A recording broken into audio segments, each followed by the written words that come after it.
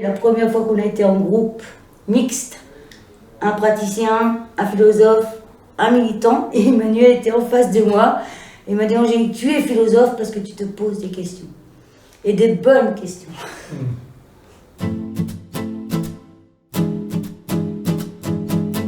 Le fait d'avoir réussi à penser à plusieurs a permis de comprendre que les philosophes n'étaient pas les propriétaires de la philosophie.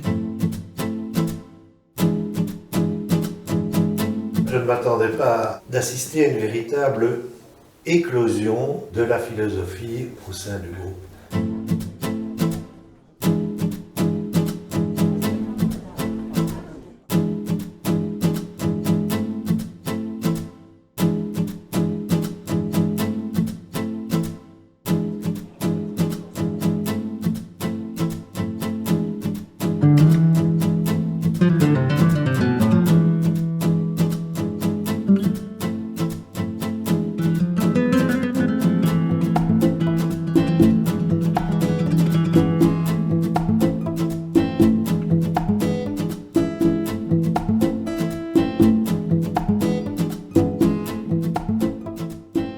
La première expérience du séminaire, pour moi, ça a été une expérience très intense de grosse remise en question parce que, en fait, ce que les militants m'ont renvoyé, c'est la violence, voilà, de la société dans laquelle on est, de l'écart des positions qui sont les nôtres.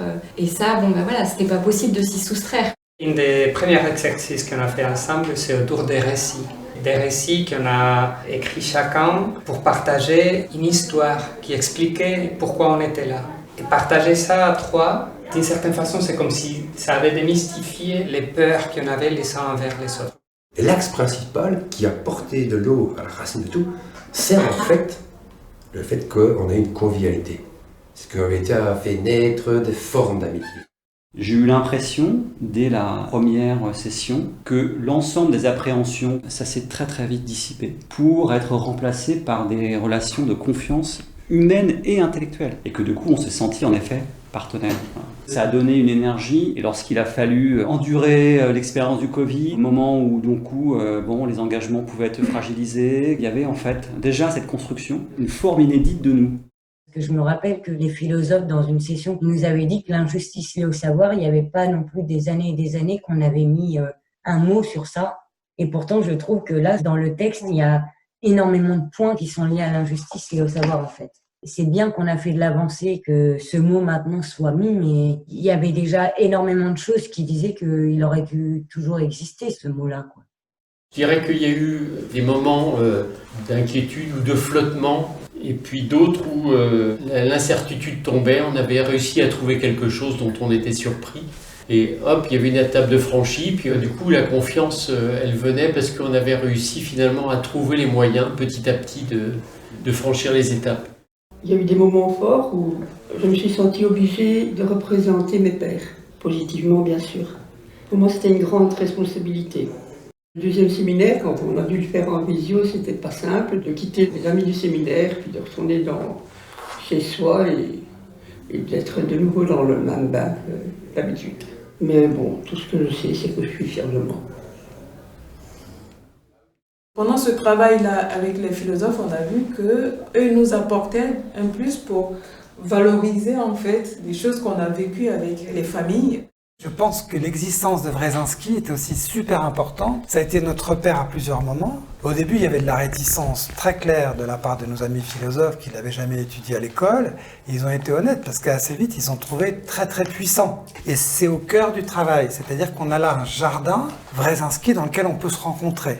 Il a tordu le cou à l'idée de famille inadaptée, il a critiqué beaucoup de choses, pas parce que ça l'amusait, parce que c'était impossible autrement. Le mouvement était bloqué par des idées. Il fallait les critiquer. Donc voilà, on se remet au boulot pour critiquer les idées et pour en forger de nouvelles. On a vraiment le sentiment d'avoir produit ensemble de la connaissance parce qu'on a réussi à mettre en commun et à faire ces fameuses frictions épistémiques entre nos différents savoirs, mais aussi parce que je pense que philosophiquement, ça a vraiment une vraie valeur, y compris dans le champ de la philosophie sociale. Et je pense que c'est la première fois de ma vie que j'ai vraiment fait de la philosophie sociale.